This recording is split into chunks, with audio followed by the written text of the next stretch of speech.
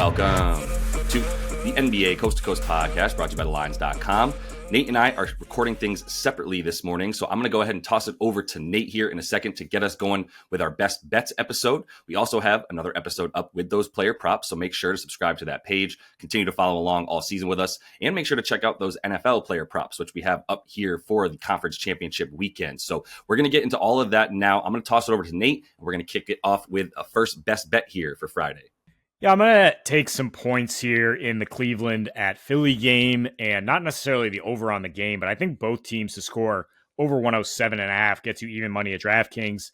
I do think the Sixers can keep pace to a degree here. I don't know if the Cavs are going to light it up from three as they are wont to do and get over 120, and then we get over the game total. But I think the Sixers to get, at least around the 110 mark, come out of their shell a little bit in some desperation as they return home here from a really tough road trip. And actually 12 of their last 18 games have been on the road. So this losing streak, the buck stops here. I think they're going to have to try and really keep pace with a high-powered Cavs team. We saw them get to 109 in their last two blowouts at Milwaukee and Denver for what that's worth. But defensively, both these teams have been vulnerable in January. Cavs are 24th in defensive rating, Philly dead last. Cavs on the road in January, 119 defensive rating, playing at a 101 pace. So that is certainly favorable. Some of that has to do with Evan Mobley being out recently, leading to what I would call a guards game, a more small ball, certainly without Drummond or Joel. On the Sixers side, we're going to see more small ball lineups. Yabu, not your traditional five.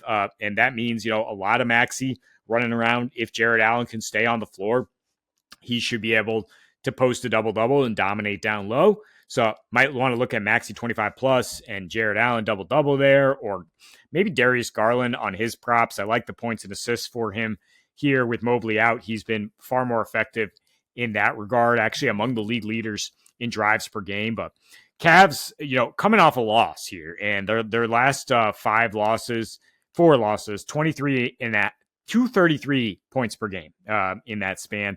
Every team has gone, including their opposition, has gone over this total. The Wizards only got to 105. That being the exception. The Sixers are bad. They're not as bad as the Wizards. So, yeah, give me Tyrese Maxey to basically lead the way. Isaac Okoro is not out there.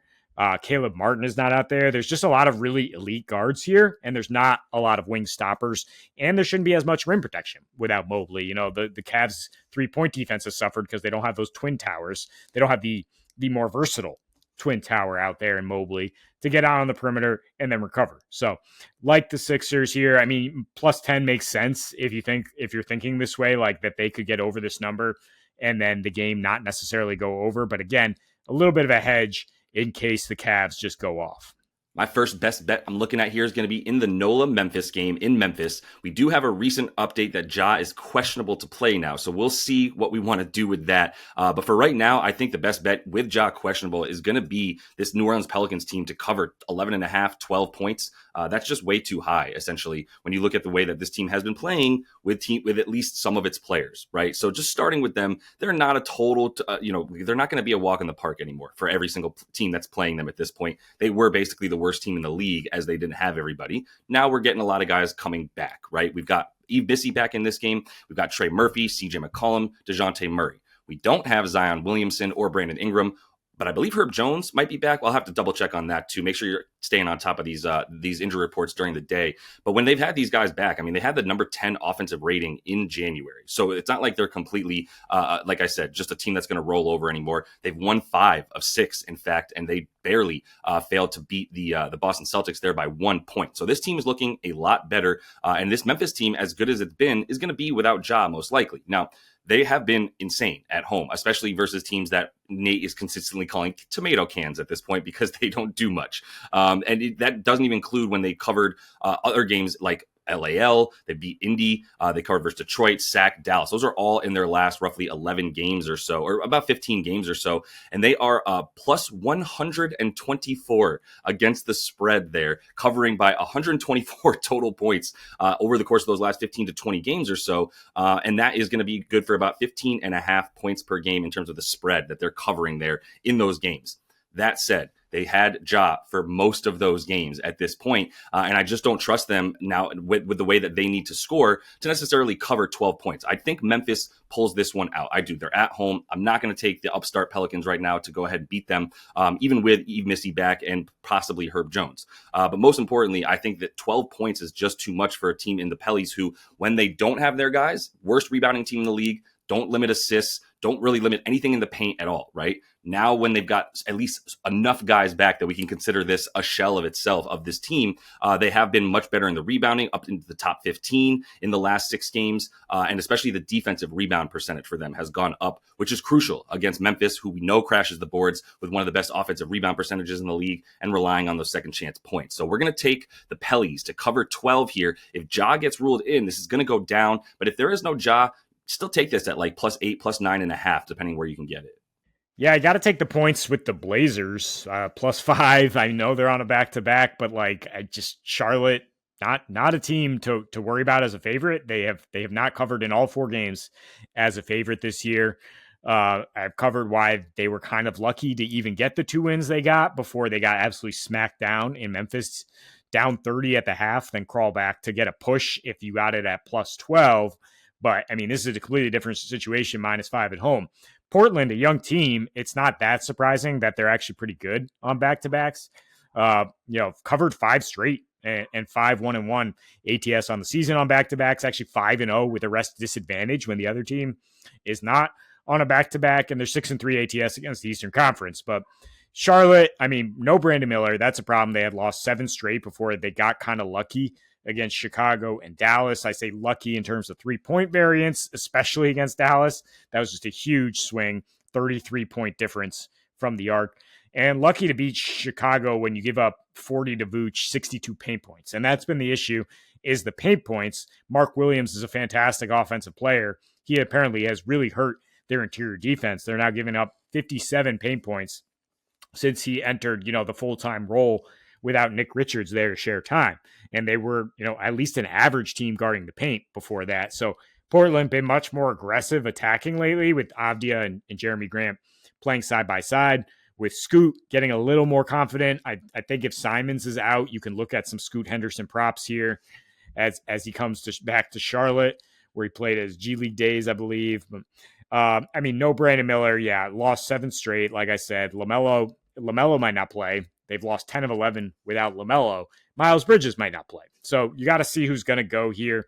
I think you can definitely fire Mark Williams props as soon as they're up, because he's just going to have to carry the load on offense. And Portland, not a good defensive team. I would not, especially down low. I would not expect Rob Will, after playing a decent amount of minutes, to be out there. Klingon is not playing. So it's like Ayton, who's even questionable in himself. So there's really no resistance for Mark Williams. I just don't see his props up yet. But I would expect another 20-point game for him to keep Charlotte a chance to win here. But I just don't trust them to cover 5. No, thank you.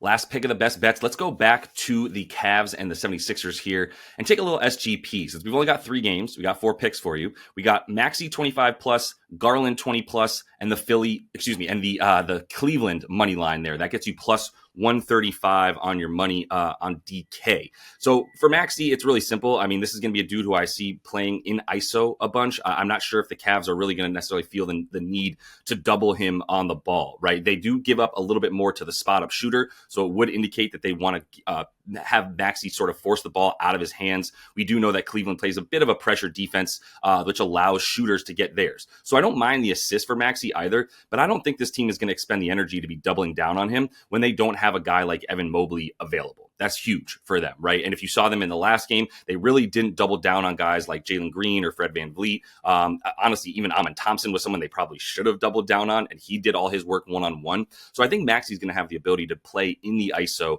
with one-on-one defense, as opposed to feeling that pressure coming at him from multiple sides of the court. So I do like him for the 25+, and I love adding that to this bet for the money line with Cleveland, because It's a negative correlation. Tyrese Maxey to score points, but Cleveland to win will give you a bit better juice there on your odds, right? Because it's like minus 550 for Cleveland to win this game straight up with the money line. The Darius Garland look here is the fact that he cost them the last game. And I got to believe that Darius is going to come back and have a big game in this one. His core points prop is at 21.5. Just to keep this somewhat conservative and still get really good plus money, I went ahead and put this down to 20 points for him, 20 plus. And like I said, this is something that I think he really needs right now for himself.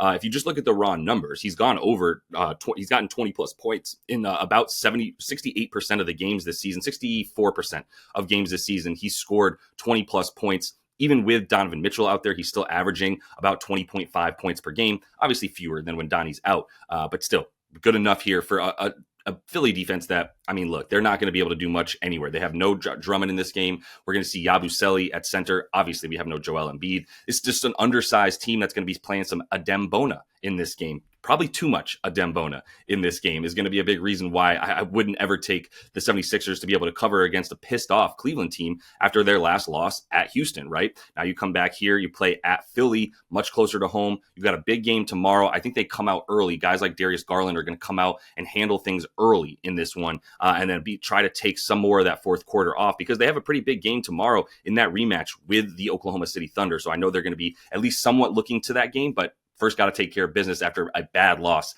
at Houston that they at the very least should have taken to overtime. So that's all the time we have for you, though, in Best Bets. Make sure to subscribe to that page. Check out the player props we have up for you as well. And until we see you next, happy betting.